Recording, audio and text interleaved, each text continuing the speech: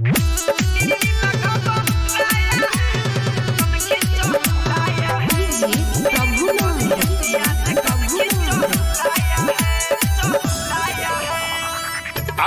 पसंद के गाना बजा के, अपन पसंद के गाना बजा के सत्य जबे पे हमके बोलाया है। सखी देखी के दिल घबराया है, बोलिया ने कौन खींचा लाया है। सखी देखी के दिल घबराया है, बोलिया ने कौन खींचा लाया है।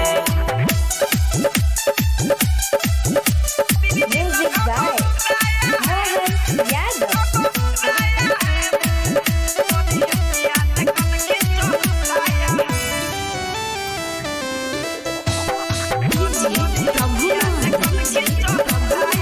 हमके हंसावत रहे मुस्का के, दोसवा यरवाया सबके तो काके। हमके हंसावत रहे मुस्का के, दोसवा यरवाया सबके तो काके। डर से करहना जात रही नाचे, डर से करहना जात रही नाचे। लमसर ने कसहु मनाया है।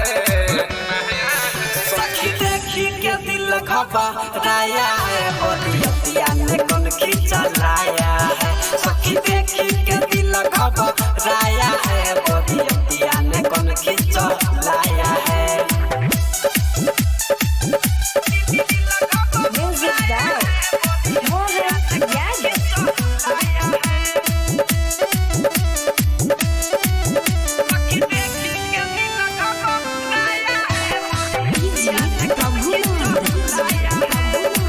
कहत रहे करब बात विशेष हो, नाम बतैले रहे गोलू सिंगरी देश हो।